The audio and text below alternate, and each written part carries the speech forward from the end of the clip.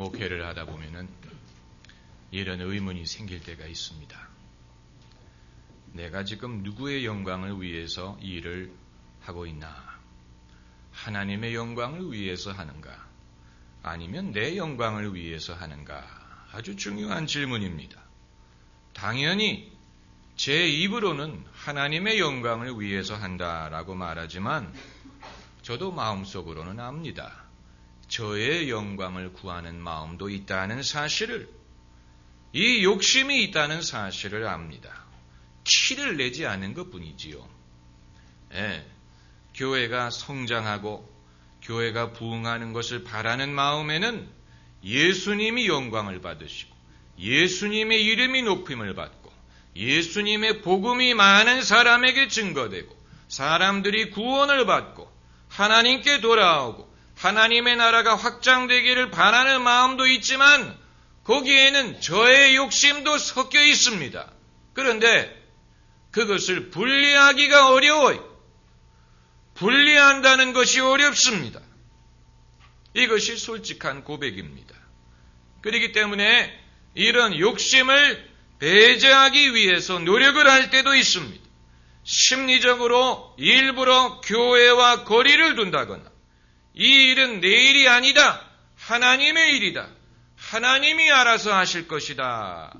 하나님이 성장하게 하시고 하나님이 부흥하게 하실 것이다. 이런 식으로 제 스스로를 다스릴 때가 있습니다마는 그런 식으로 마음을 먹을 때는 또 어떤 부작용이 생기냐면은 마음이 식는다거나 열이가 식는다거나 시들해진다거나 게을러진다거나 아니면 교회와 교인들로부터 마음이 멀어지는 그런 일이 생길 때도 있습니다.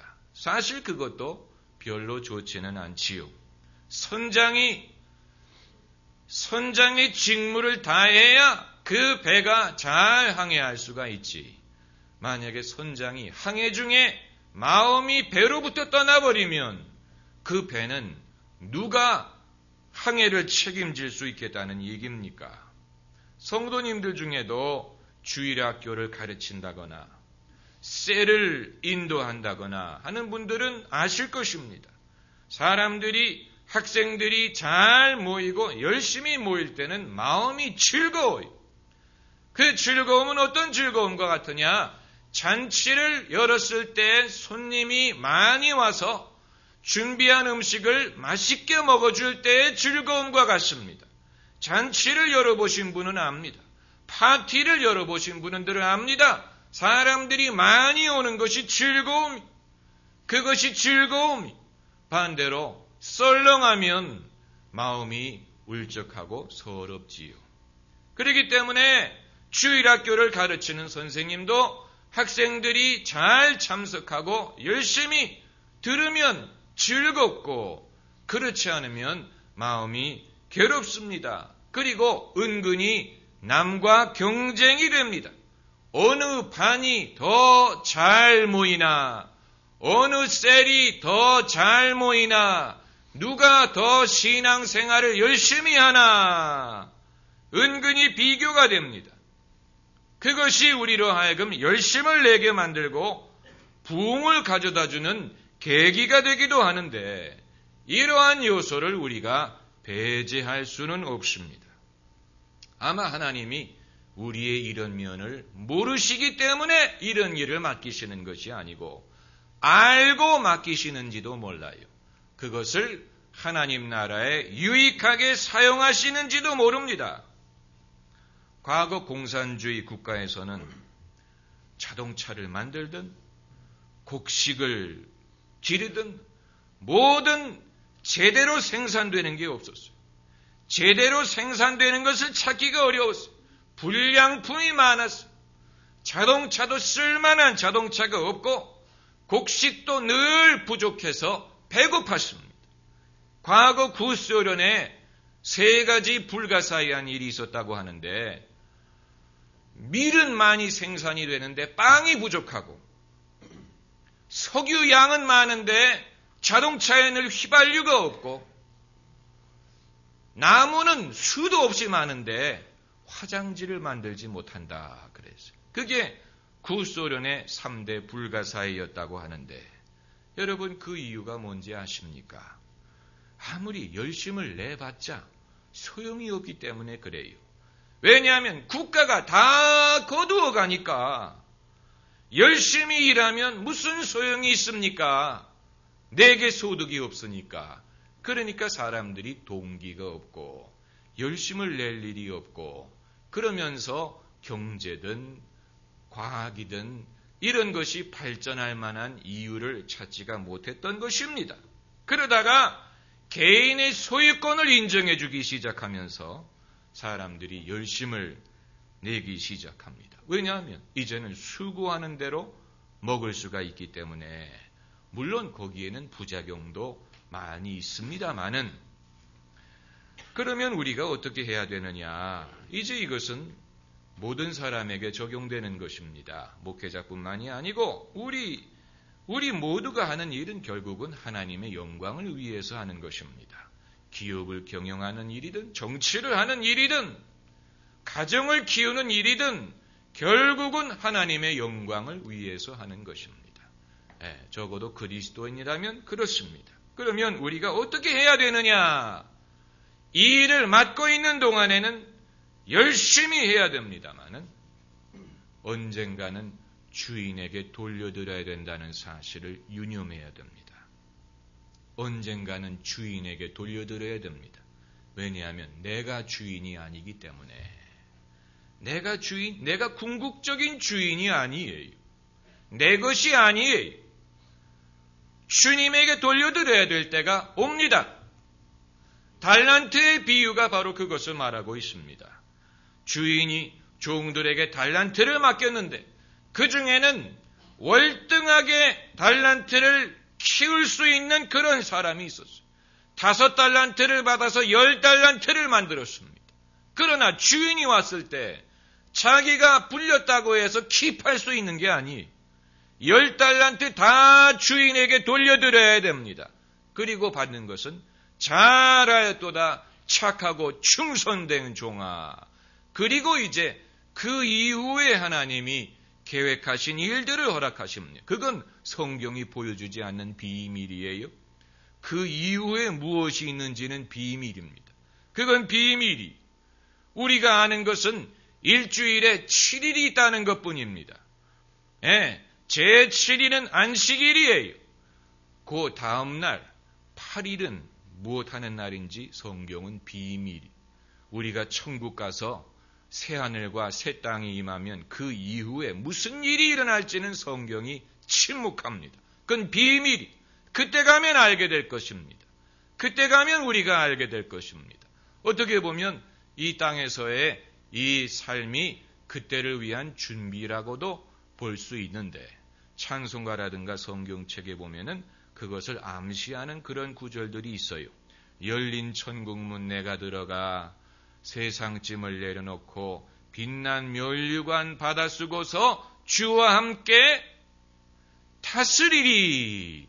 다스린다 하는 말이 나오지요. 그게 바로 8일, 제8일부터 일어나는 일을 말하는 것인데 다스린다라고만 말했지 구체적으로는 언급하고 있지 않습니다.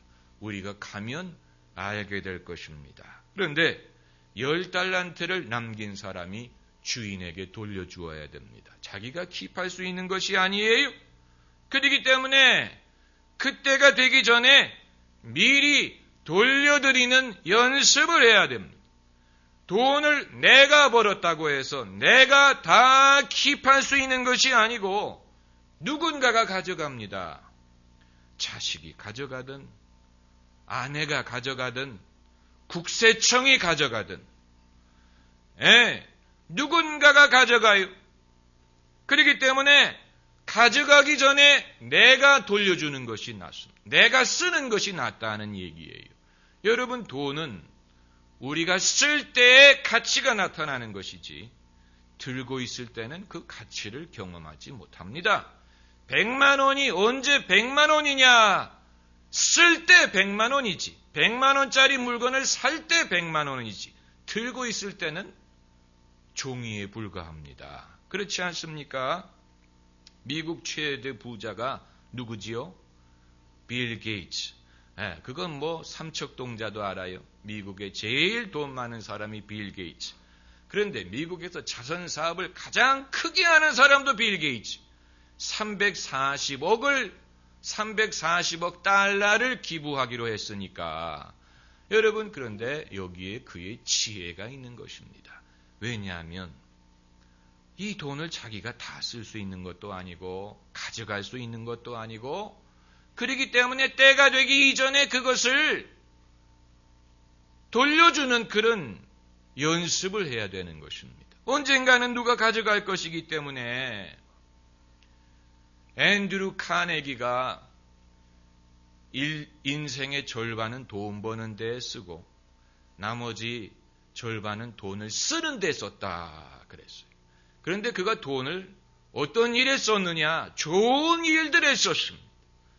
여러분들도 힘들어 번 돈을 좋은 일에 쓰는 기쁨을 경험해 보시기를 바랍니다. 할렐루야.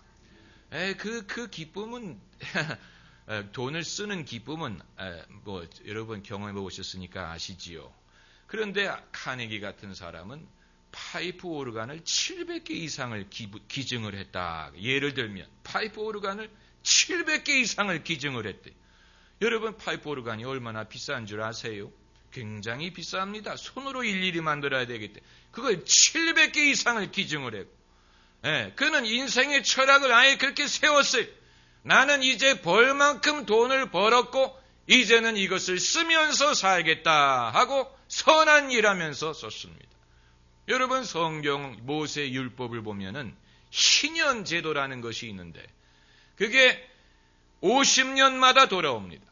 77이 49에다가 1을 더해가지고 50년마다 희년 제도가 있는데, 왜 희년이라는 말은 기쁨의 해라는 말이에요. 왜 희년이라고 부르느냐? 그 해가 되면 모든 빚을 탕감해주고 모든 땅을 원래 주인에게 돌려주는 제도입니다. 굉장히 급진적인 제도예요. 하나님이 명하신 것입니다. 왜 하나님이 그 제도를 만드셨느냐? 50년마다 새롭게 시작하라는 뜻입니다. 50년마다 새롭게 시작하라. 돈을 많이 벌었던 사람은 50년 안에 다 쓰고 즐기고 50년이 지나면 다시 시작하고, 빚을 많이 진 사람도 50년 동안만 고생하고 그리고 나서 그 짐을 벗고 다시 시작하라는 것입니다. 여러분, 인생이 다시 시작할 가능성이 없기 때문에 소망이 안 보이는 것이지요. 죄를 지었던, 실패를 했던, 아픔이 있었던, 다시 시작할 수 있다면 인생은 소망이 있는 것이지만 다시 시작할 수가 없어요. 모든 것이 고정됐어요. 정해졌어요. 고착이 됐어요. 그러면 사람이 절망에 빠지는 것인데, 하나님께서는 아예 제도를 그런 식으로 만들어서 50년 동안 즐기고 다 쓰고 50년이 지나면 원래 상태에서 다시 시작해라. 여러분, 그것이 급진적으로 보이지만 우리나라의 대기업 중에 50년 이상 지속된 대기업이 별로 없습니다. 미국도 보면은 뭐 록펠러라든가 하인츠라든가 뭐 이런 가문이 3세대, 4세대에 갔을 때는 그 가문에서 더 이상 경영을 하지 않았어요. 경영권은 전문인들에게 넘어갔어요. 50년 동안 가지고 즐기고 그 이후에 다시 시작을 해라. 그런데 성경을 보면 그 제도를 이스라엘 백성들이 잘 안 지켰던 것 같아요. 그걸 실천하지 못했던 것으로 생각이 됩니다.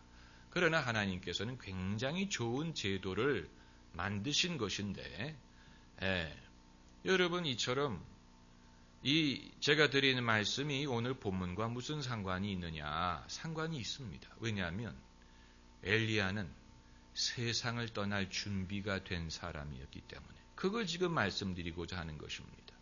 그가 아무리 위대한 선지자고 하늘에서 불이 내리고 비가 내리고 뭐 놀라운 능력을 소유한 엘리야 선지자가 하나님이 데리가 간다 하니까 순종하는 거 보세요. 오늘 본문에서 엘리야가 완고거법을 사용합니다. 여호와께서 나를 여리고로 보내시느니라, 나를 베델로 보내시느니라, 요단으로 보내시느니라. 이거 완고거법이에요. 그가 말하고자 하는 것은 여호와가 나를 데려가신다는 말. 지금 그가 요단, 그게 궁극적인 목표가 아니고 하나님이 데리고 가는 겁니다. 그걸 말하기가 민망하니까 완고거법을 써서 하나님이 나를 어디로 보내신다, 어디로 보내신다. 그런데 여러분, 우리도 마찬가지예요. 당신은 어디로 가느냐, 산토끼 토끼야 어디로 가느냐가 아니고 당신은 오늘 어디로 가십니까? Where are you going? 궁극적으로는 천국으로 가는 거예요. 우리가 천국을 지향하면서 거기를 바라보면서 사는 것입니다. 내가 직장에도 가고 여행도 가고 여기 가고 저기 가지만 결국 우리는 어디로 가고 있느냐? 천국을 향해서 가고 있는 백성. 그게 아니면 다른 곳으로 가든가 사람은 결국은 다 한 방향을 향해서 가고 있는 것입니다. 그때까지는 내가 여리고로 간다, 베델로 간다 이런 말을 할 수 있지만 결국은 하나님이 우리를 당신의 천국으로 데려가시는 것입니다. 이것이 사람들 입에 올리기가 민망하지요. 그래서 오늘 본문에도 보면 엘리야의 제자들이 엘리사에게 오늘 여호와께서 당신의 스승을 데려가시는 줄을 압니까? 라고 2번이나 물어봅니다. 그랬더니 엘리사가 2번 다 뭐라고 말했냐면은 안다, 잠잠히 있어라. 쉬. 왜냐하면 민망하다는 것입니다. 여러분, 엘리야는 회리바람을 타고 올라갔어요. 그러나 회리바람을 타고 올라가든 뭐를 타고 올라가든 세상을 떠나는 것은 마찬가지입니다. 엘리야는 죽음을 경험하지 않고 올라갔어요. 그러나 올라가는 건 마찬가지입니다. 여러분 그 사실을 믿습니까? 죽음을 경험하지 않아도 하나님이 부르시는 것은 마찬가지라는 거예요. 하나님이 부르시는 것. 별세라는 말은 세상과 이별한다는 뜻인데 엘리야는 회리바람을 타고 올라갔지만 그것도 별세예요. 그런데 엘리야가 세상에서 살 때도 멋있었는데 세상을 떠나는 장면도 멋있습니다. 사랑과 영혼이라는 영화를 기억하실 텐데 그 영화의 주인공이 억울하게 죽어서 영혼이 세상을 떠돌지 않습니까? 죽은 사람의 영혼이 세상을 떠난다는 것은 비성경적인 얘기입니다. 그건 우리가 믿지 않습니다. 그건 어디까지나 영화에서 있는 일입니다. 그런데 아무튼 주인공의 영혼이 세상을 떠돌다가 병원의 응급실에서 운명하는 사람을 보게 됩니다. 그런데 그 환자가 운명하는 순간에 하늘에서 빛이 비추면서 천사들이 내려와서 그의 영혼을 데리고 가는 장면이 나와요. 그 영화 기억하십니까? 하늘에서 천사가 내려와서 그 운명하는 사람의 영혼을 데리고 올라가는 장면이 나옵니다. 우리가 그것을 한 번이라도 볼 수 있다면 의심이 없어질 텐데 아마 여러분 중에도 천국이 정말로 있습니까? 내세가 정말로 있습니까? 이게 다 아닐까요? 라고 의심하는 분들이 계실지 몰라요. 천국이 없으면 부활도 없지요. 부활이 없으면 예수님도 헛믿는 것이지요. 그러나 예수님은 분명히 말씀하시기를 너희는 마음에 근심하지 말라. 하나님을 믿으니 나를 믿으라. 내 아버지 집에는 너희가 거할 곳이 많도다. 내 아버지 집이란 말을 쓰시고 거할 곳이 많다 하시고 내가 처소를 예비하면 다시 와서 너희를 영접하여 내가 있는 곳에 너희도 있게 하리라 말씀하셨습니다. 엘리야 선지자가 천국으로 하늘로 올라갈 때 그 장면을 엘리사밖에는 못 봤어요. 엘리사에게만 보여주셨어요. 이처럼 하나님은 우리가 이런 것을 봐서 믿는 것이 아니고 듣고 믿는 것을 기뻐하십니다. 내가 보는 거로 믿느냐? 나를 보지 않고도 믿는 자가 복되다 라고 말씀하시고, 그게 우리에게 해당되는 거예요. 성경에서 하나님의 영광을 직접 본 사람은 극소수입니다. 예수님이 변화하는 산에서 변화하는 모습을 예수님의 제자 3명만이 봤어요. 바울이 다메섹 도상에서 예수님 만났을 때 그 일행은 예수님을 못 보고 음성만 들었어요. 하나님이 호렙산에서 떨기나무에 나타나셨을 때 모세 한 사람만이 그것을 봤어요. 엘리야가 병거 타고 올라갈 때 엘리사만이 그것을 봤어요. 그러나 듣고 믿는 것을 원합니다. 여러분, 이 히스기야 왕은 자기가 세상을 떠난다는 말을 듣고 울면서 기도했어요.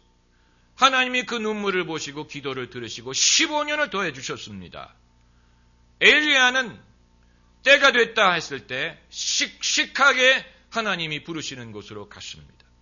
둘 다 믿음입니다.